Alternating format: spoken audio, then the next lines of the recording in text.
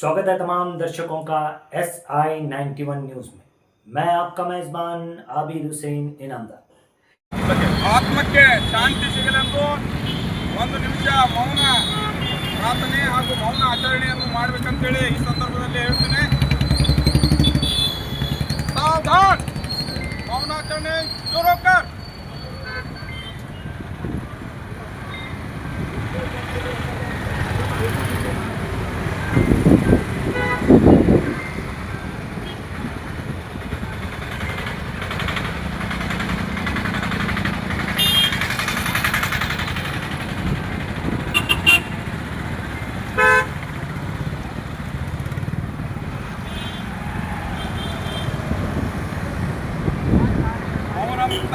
ಧನ್ಯವಾದಗಳು. ಬಾಬಾ ಸಾಹೇಬ್ ಅಂಬೇಡ್ಕರ್ ಅವರು ಸಂವಿಧಾನ ಶಿಲ್ಪಿ. ನಮ್ಮ ದೇಶಕ್ಕೆ ಸಂವಿಧಾನವನ್ನು ಸಮರ್ಪಣೆ ಮಾಡಿದ ದಿನ ನಾವೆಲ್ಲರೂ ಈಗ ಸಮಾನತೆಯ ಬದುಕನ್ನು ಬದುಕ್ತಾ ಇದ್ದೇವೆ ಅಂದ್ರೆ ಅದಕ್ಕೆ ಮೂಲ ಕಾರಣ ಭಾರತ ರತ್ನ.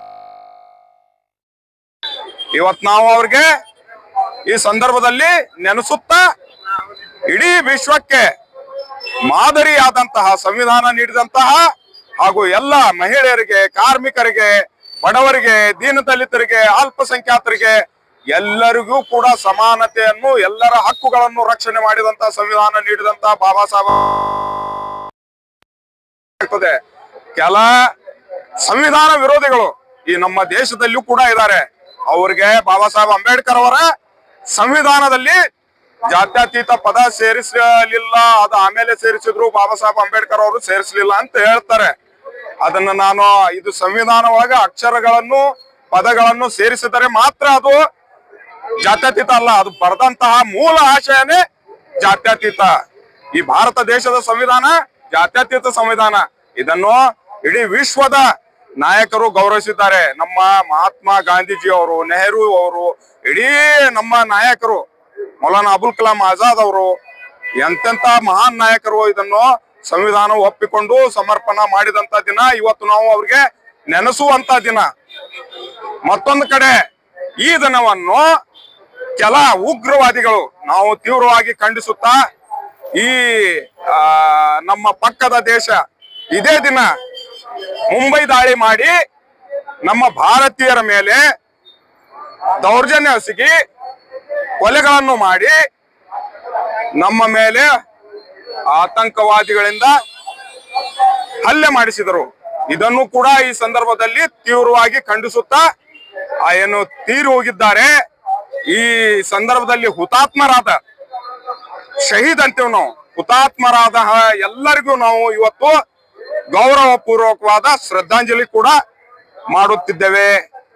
ಈ ಬಾಬಾ ಸಾಹೇಬ್ ಅಂಬೇಡ್ಕರ್ ಅವರ ಏನು ಸಂವಿಧಾನ ಇದೆ, ಈ ಸಂವಿಧಾನದ ಮೂಲ ಆಶಯ ಎಲ್ಲ ಜನರಿಗೆ ಮುಟ್ಟುವಂತ ನಿಟ್ಟಿನಲ್ಲಿ ಸಂವಿಧಾನದ ಪ್ರಿಯಾಂಬಲ್ ಅನ್ನು ಓದಿಸುವ ಕೆಲಸವನ್ನು ಕೂಡ ನಾವು ನೀವೆಲ್ಲರೂ ಮಾಡಬೇಕಾಗಿದೆ, ಮಾಡುತ್ತೇವೆ, ಮಾಡೋಣ.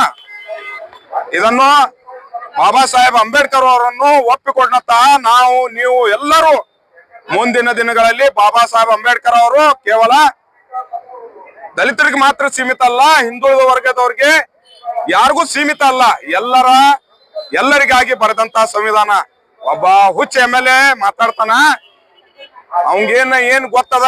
ಬಾಬಾ ಸಾಹೇಬ್ ಅಂಬೇಡ್ಕರ್ ಅವರು ಪಾರ್ಟಿಷನ್ ಆಫ್ ಪಾಕಿಸ್ತಾನ ಒಳಗ ಹಂಗ ಹೇಳಿದ್ರು, ಹಿಂಗ ಹೇಳಿದ್ರು. ಸಾವಿರಾರು ವರ್ಷಗಟ್ಲೆ ತುಳಿದವ್ರು ನೀವು. ದಲಿತರ ಸ್ಥಿತಿ ಏನಿತ್ತು, ಇದೇ ಬ್ರಿಟಿಷರ ಆಳ್ವಿಕೆತ್ತ ಮುಂಚೆ, ಬ್ರಿಟಿಷರ ಆಳ್ವಿಕೆಯಲ್ಲಿ ನಮ್ಮೆಲ್ಲರ ಪರಿಸ್ಥಿತಿ ಏನಿತ್ತು? ನಾವೇನು ಹೊರಗೆ ದೇಶದಿಂದ ಎಲ್ಲರ ಇರಾನ್, ಇರಾಕ್ ದಿಂದ ಬಂದವರಲ್ಲ, ಈ ದೇಶದ ಮೂಲ ನಿವಾಸಿಗಳು. ಕೇಳ್ಕೊನಿ, ಈ ದೇಶದ ನಾವು ಮೂಲ ನಿವಾಸಿಗಳು, ಇಲ್ಲೇ ಹುಟ್ಟಿ ಇಲ್ಲೇ ಬೆಳೆದವರು. ಇಲ್ಲಿ ಇಸ್ಲಾಂ ಧರ್ಮ ಬಂದಾಗ, ಸಮಾನತೆಯನ್ನು ಕಂಡಾಗ ನಾವೆಲ್ಲರೂ ನಮ್ಮ ಪೂರ್ವಜರು ಮುಸ್ಲಿಮರಾಗಿ ಕನ್ವರ್ಟ್ ಆಗ್ಯಾವ. ನಾವು ಮಾಜಿ ದಲಿತರು. ನೀ ಏನಾರು ತಿಳಿದಿರ್ಬೇಕು, ಅಲ್ಲಿಂದ ಬಂದಾರ ಮಕ್ಕಳು ಹಿಂಗ ನಡೆ, ನಿನ್ನಂತವ್ರು ಬಾಳ ಮಂದಿ ಬಂದಾರ, ಬಾಳ ಮಂದಿ ಹೋಗ್ಯಾರ. ನಮ್ಮ ಇದ್ರೊಳಗ ಫಿರೋನ್, ಅಮಾನ್, ಶದ್ದಾದ್, ನಮ್ರೂದ್ ಇಂಥವ್ರೆಲ್ಲಾರು ಏನು ಕಿತ್ಕೊಳಕ್ ಆಗ್ಲಿಲ್ಲ. ನೀ ಏನದೇವ ಒಂದ್ JJB MLA ಮಗನಾನಿ. ಇದೆಲ್ಲ ಬಾಳ ಅದಾವ.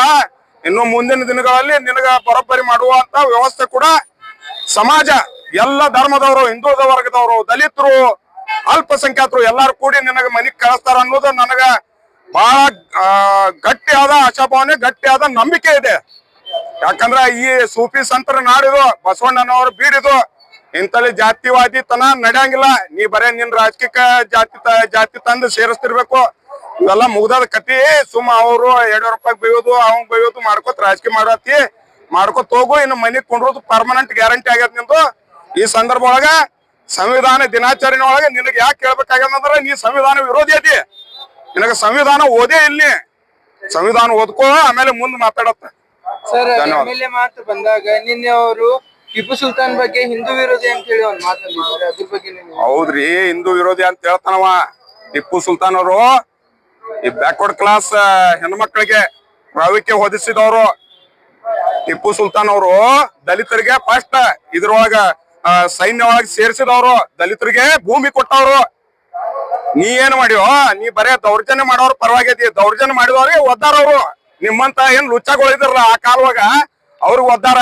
ನೀ ಏನ್ ಹೇಳ್ತಿ? ನಿಮ್ಮಂತವ್ರು ಬಹಳ ಮಂದಿ ಟಿಪ್ಪು ಸುಲ್ತಾನ್ ಇದೈತಲ್ಲ, ಸೂರ್ಯನ ಮೇಲೆ ಉಗುಳಿದ್ರೆ ಯಾರ ಮೇಲೆ ಉಗುಳು ಬೀಳ್ತದ? ಅವನ ಮುಖದ ಮೇಲೆ ಬೀಳ್ತದ. ಅದ ಹಂಗ ಆಗ್ಯಾವ. ಇದೇನ್ ಬಹಳ ಟೆನ್ಷನ್ ತಗೊಳ್ಳೋದಿಲ್ಲ. ಅವ್ ಹುಚ್ಚೈತದು. ಯಾಕಂದ್ರೆ ಮಾತಾಡ್ತದ, ಏನ್ ಮಾತಾಡ್ತಾನ ಅವಂಗೆ ತಿಳಿಯಂಗಿಲ್ಲ. ನಾಳೆ ಮತ್ ಬ್ಯಾರೆದ ಮಾತಾಡ್ತಾನ. ಅವೆಲ್ಲ ಇವನ ಮೇಲೆ ಜಾಸ್ತಿ ಟೆನ್ಷನ್ ತಗೊಳ್ಳೋದು ಅವಶ್ಯಕತೆ ಇಲ್ಲ. ಇವ್ನ್ ಹೇಳಿ ನಾವೇ ಪ್ರಚಾರ ಮಾಡತ್ತೀವೇನ ಅಂತ ಅನ್ಸತ್ತದ ನನಗ. ಅವ ಬೇಡ್ಕೊತಾನ ಮುಸಲ್ರಿ ಏನಾರು ನನಗ್ ಬೈಲಿ ಅಂತೇಳಿ. ಅದ್ ನಾವು ಬೈಯೋದು ಬಿಡ್ಬೇಕಾಗ್ಯದ. ಸುಮ್ ಈಗ ನಿನ್ನೆ ಅಷ್ಟ್ ಹೇಳ್ಯಾನ ಅಂತೇಳಿ ನಮಗ್ ಮತ್ ತಲೆ ಕೆಟ್ಟಿತ್ತು. ಆದ್ರೂ ನಾವು ಏನ್ ಮಾಡಿದ್ವಿ, ಇಂತ ಹುಚ್ಚರ ಬಾಯಿಗೆ ಹತ್ತಬಾರ್ದು. ಹುಚ್ಚ ಈಗ ಒಂದ್ ಹುಚ್ಚ ನಾಯಿ ನಮಗ್ ಕಡಿತದ, ನಾವ್ ಅದಕ್ ಕಡಿಯಕ್ ಆಗಂಗಿಲ್ಲ. ಅದ್ ನಾಯಿ ಇರ್ತದ. ಹಿಂಗ ಈ ಸಂದರ್ಭ ಒಳಗ ನಾ ಅದು ಕೂಡ ಹೇಳ್ತೀನಿ, ಯಾವುದೇ ಆಗ್ಲಿ ಸಂವಿಧಾನಬದ್ಧವಾದ ನಮ್ಮ ಹಕ್ಕುಗಳನ್ನು ಉಳಿಸ್ಕೊಳ್ಳೋ ನಿಟ್ಟಿನಲ್ಲಿ ನಾವು ಸಂವಿಧಾನದ ಆಶಯಗಳ ಮೂಲ ಆಶಯಗಳನ್ನು ಮಾಡಿ ಸಂವಿಧಾನವನ್ನು ಗೌರವಿಸಿದ್ರ ಸಂವಿಧಾನ ನಮಗ್ ಗೌರವಿಸೋ ಅಂತ ಹೇಳಿ ಈ ಸಂದರ್ಭದಲ್ಲಿ ಹೇಳಿ ನನ್ನ ಮಾತು ಮುಗಿಸ್ತೀನಿ. ಇರ್ಫಾನ್ ಶೇಖ್.